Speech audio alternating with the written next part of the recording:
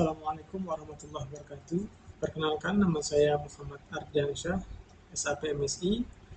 Saya merupakan dosen pengampu pada mata kuliah Manajemen Pelayanan Publik pada program studi Administrasi Publik Universitas Bandar Lampung.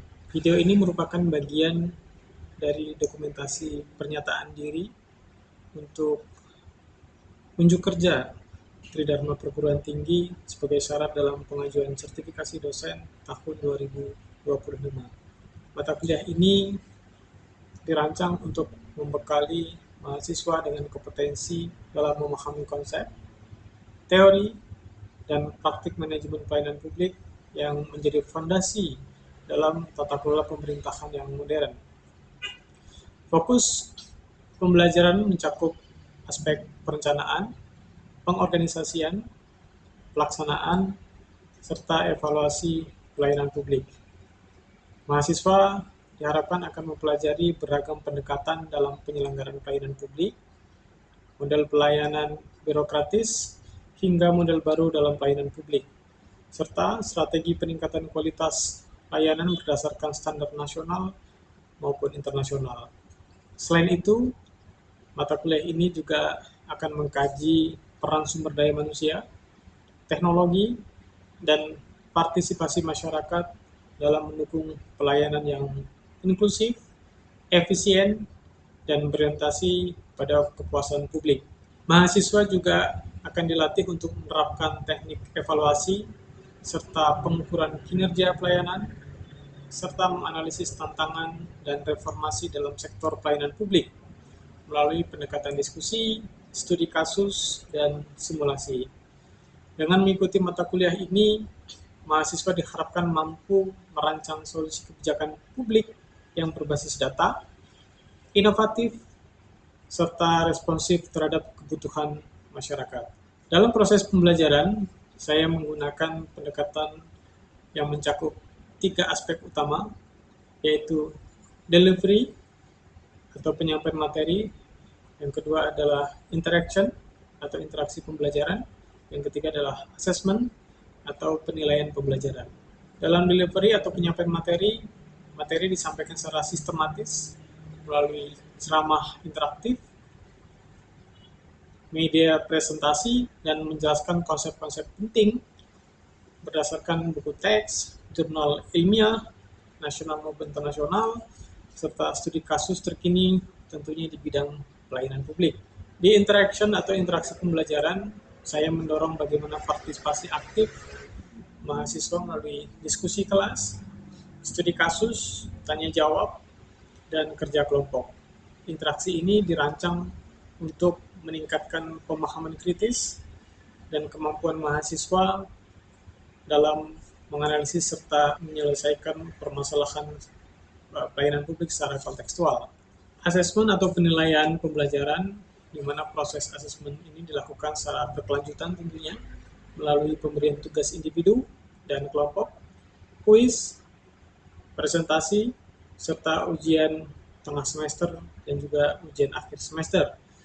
Penilaian tentunya dirancang untuk mengukur bagaimana penguasaan materi, keterampilan analitis, serta kemampuan mahasiswa dalam merancang bagaimana strategi peningkatan mutu pelayanan publik yang tentunya berbasis data. Dengan menerapkan pendekatan pedagogis yang integratif dan partisipatif ini, saya berkomitmen untuk menciptakan bagaimana suasana pembelajaran yang efektif serta relevan, sekaligus mendukung bagaimana capaian pembelajaran program studi di administrasi publik Universitas Bandar Lampung Persita ini. Demikian pengantar ini saya sampaikan. Berikut kita berikan bagaimana cuplikan pembelajaran yang saya lakukan bersama dengan mahasiswa di ruangan kelas. Terima kasih. Assalamualaikum warahmatullahi wabarakatuh. Waalaikumsalam warahmatullahi wabarakatuh. Selamat siang. Yang baik. Semua. Hari ini kita akan melanjutkan materi kita. Utamanya hari ini kita masuk di pertemuan ke-13. Kita sudah lakukan evaluasi kemarin di pertemuan ke-8 dengan saya, dan kita sudah mulai jalan ya untuk penugasan sudah sedikit, sudah ada beberapa yang presentasi ya. Kita akan masuk hari ini terkait dengan materi ke-13 yaitu optimalisasi, evaluasi dan pengawasan pelayanan publik untuk meningkatkan kualitas layanan. Nah, kenapa ini penting? Ya, kembali kita sampaikan ini sangat penting utamanya untuk mendapatkan standar kualitas pelayanan yang memang diharapkan oleh masyarakat. Jadi kita sudah bahas ya salah satu lembaga yang memang memiliki trust atau kepercayaan yang tinggi yaitu apa? Lembaganya TNI. Ya. Jadi kita juga harus paham ya kenapa masyarakat hari ini lebih percaya kepada lembaga-lembaga yang memang dianggapnya berpengaruh langsung terhadap masyarakat, ya, memberikan pelayanan langsung terhadap masyarakat, ya. Dan juga tentunya lembaga tersebut yang memang hadir sebagai tadi, ya, memberikan hadir secara langsung, ya, sesuai dengan yang dibutuhkan oleh masyarakat sendiri, terutama dalam ketatanegaraan. Definisi pelayanan publik adalah semua layanan yang diberikan pemerintah kepada masyarakat. Hal ini mencakup berbagai sektor seperti pendidikan, kesehatan, infrastruktur, ya, dan juga teman-teman harus pahami bahwasanya definisi ini adalah langkah awal dalam melakukan evaluasi. Ya. Jadi kalau kita ingin mengevaluasi sebuah layanan publik, kita harus paham esensi dari organisasi badan publik itu sendiri. Ya, seperti tadi kita sampaikan, ada 3 sektor di sini sebagai contoh, ya, pendidikan, kesehatan, dan infrastruktur.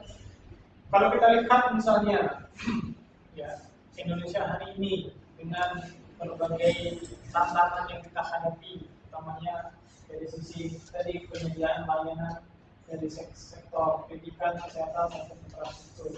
Itu kan tantangannya luar biasa. Ya. Di samping misalnya kita diharapkan pada situasi ekonomi global yang tidak pasti, kemarin ada perang dagang, ya, perang tarif, ya, dan ada perang tulang, perang fisik, sekarang sudah meledak di Iran, misalnya, ya, itu membuat ya ekonomi goncang. Kalau ekonomi goncang, ya, maka yang terjadi pendapatan asli, ya, negara kita, ya, itu juga pasti akan goncang. Ya. Pendapatan daerah juga akan goncang, pendapatan masyarakat juga akan goncang. Langsung akhirnya mempengaruhi nasional. Sehingga apa? Ya, sehingga kita akan makin sulit untuk memenuhi ini. Ya. Kita terkenal punya anggaran yang sangat terbatas. Dari tahun ke tahun, dari masa ke masa kita punya anggaran yang sangat terbatas. Di Provinsi Lampung kita misalnya, ya, ini kan juga sangat-sangat terbatas. Dari pendapatan asli daerah kita sendiri juga masih sangat kecil. Ya, sedangkan kita memiliki penduduk yang cukup besar, kita memiliki wilayah yang cukup luas, ya. Dan ini tidak mudah. Seperti misalnya di daerah-daerah kepulauan, ya, di Pulau Budi, ya, di Pulau ya, Tanggamus dan sebagainya, itu kan jauh dari akses karena wilayah kita yang memang sangat luas. Itu sehingga membuat itu tadi kita semakin banyak keterbatasan dalam sebaran pelayanan utamanya untuk penyediaan BBM saja misalnya.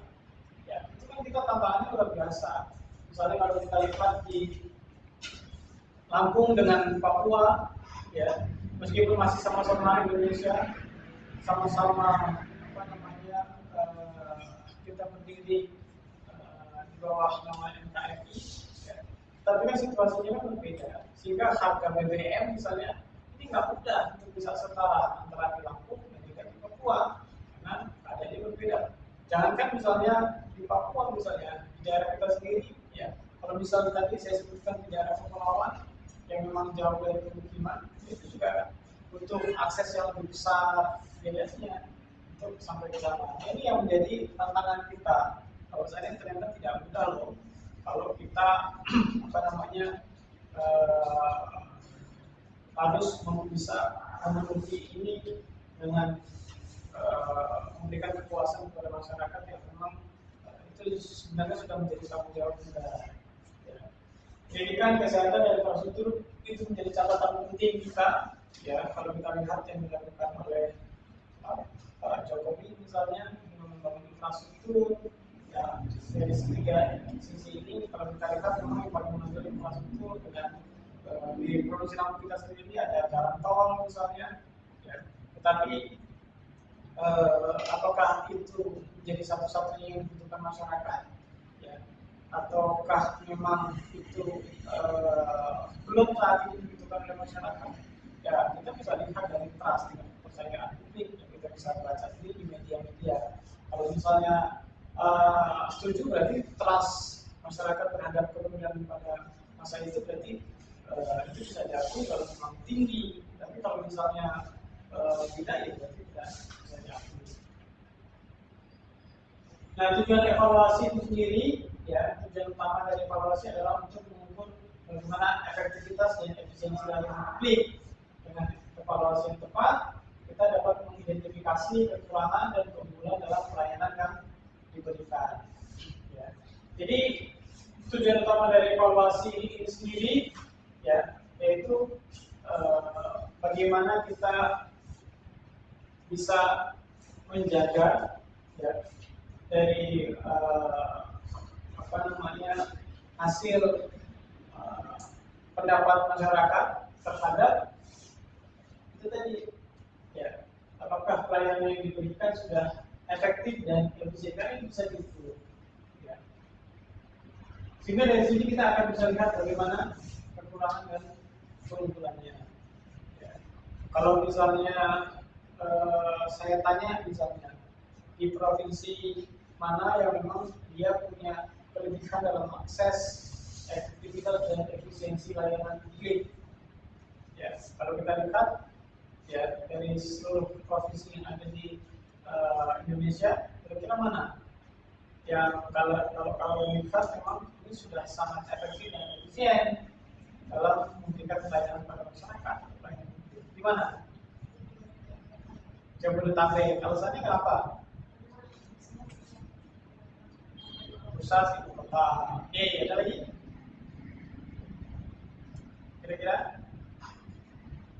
Ya, kalau kita lihat di mana satu-satunya wilayah yang memang punya transformasi teknologi yang paling cepat, yang memang ibu kota punya kelebihan itu, Jakarta punya kelebihan itu, sehingga ini berdampak juga di lingkungan sekitar ibu kota itu sendiri, ya. Tetapi juga sebenarnya apakah akses teknologi itu penting dalam memberikan efektivitas dan efisiensi layanan? Ya, tidak satu-satunya juga.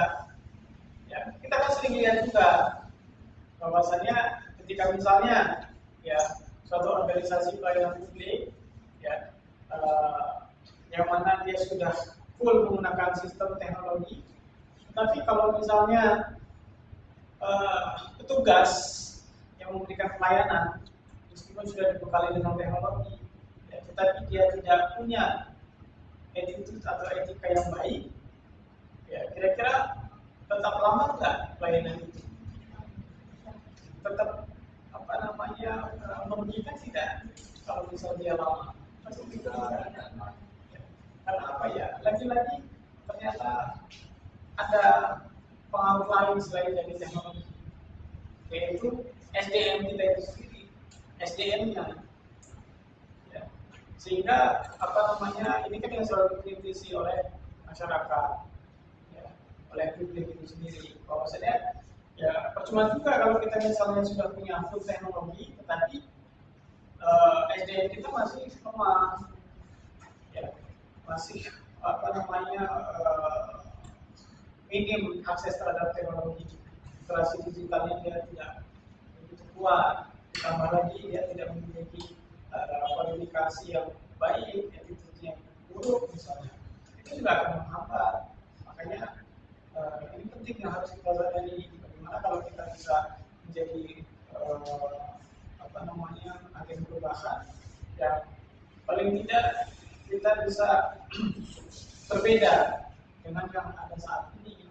Kalau kita lihat saat ini banyak kekurangan, ya, ini kita sudah banyak dibantu oleh teknologi, tetapi ternyata IDM kita itu perlu diperbaiki, dan saya yakin karena manusia bisa memperbaiki itu semua. Sehingga ini akan terwujudnya tadi efektivitas dan efisiensi layanan. Bagaimana metode evaluasinya? Jadi ada beberapa metode evaluasi yang dapat digunakan, seperti survei, wawancara, dan analisis data. Setiap metode memiliki kelebihan dan kekurangan yang perlu dipertimbangkan untuk mendapatkan hasil yang akurat. Jadi dalam dunia riset itu biasa dikenal dengan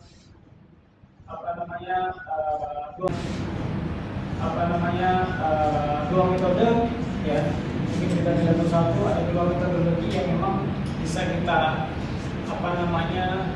pahami, ya, dalam penggunaannya, utamanya untuk metode evaluasi. Yang pertama ada apa? Metode Survei. Metode survei itu masuk dalam metode apa? Kuantitatif. Wawancara masuk dalam metode apa? Kualitatif. Ya.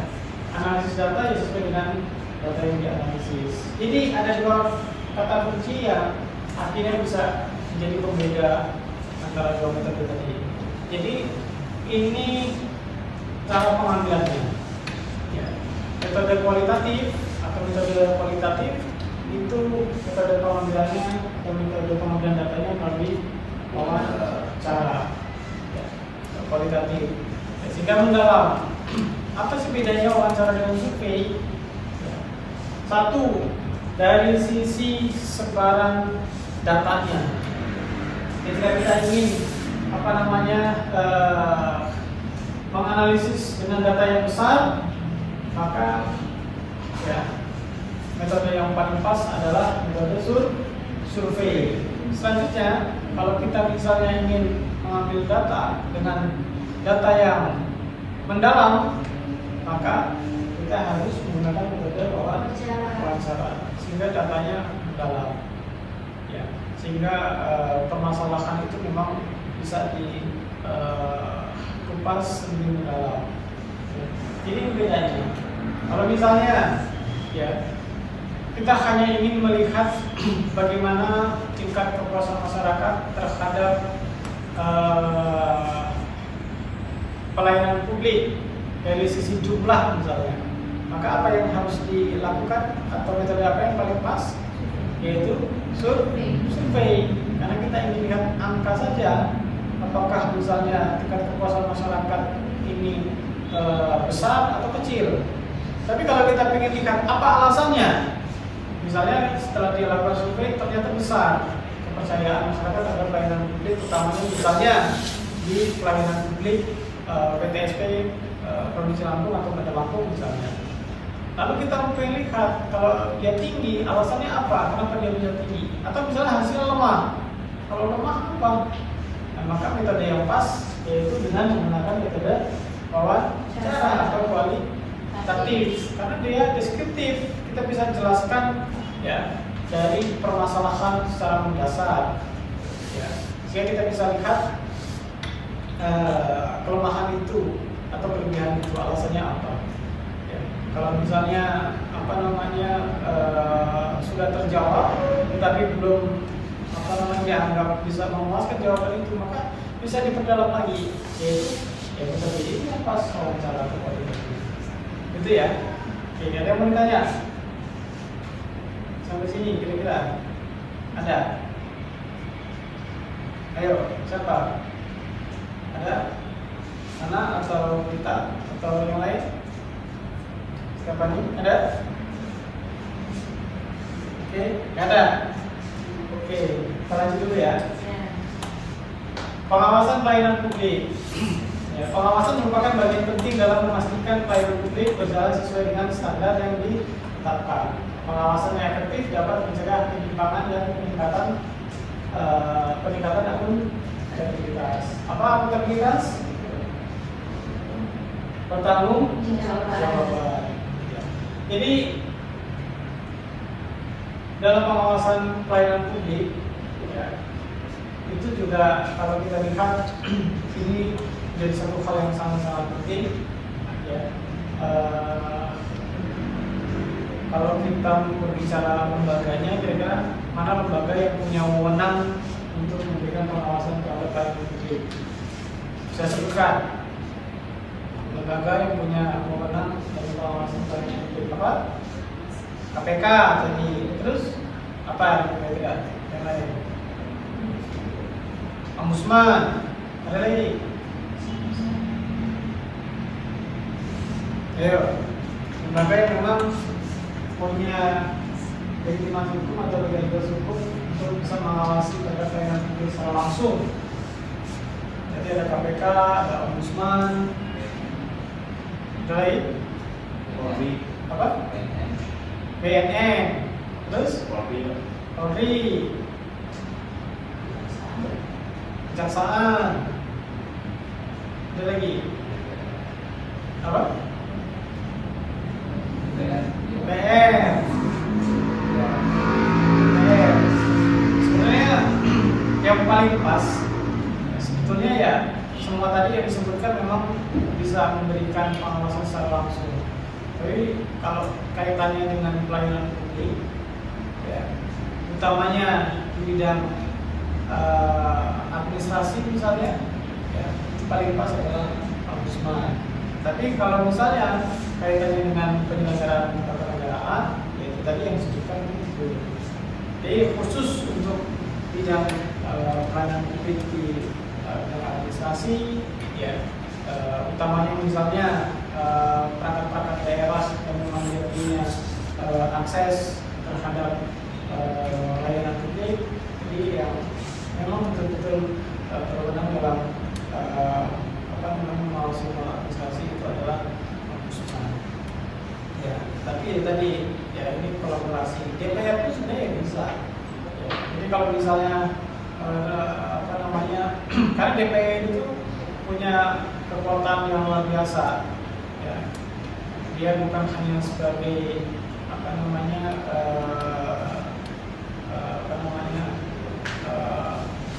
memproduksi undang-undang, tapi dia juga sebagai budgeting.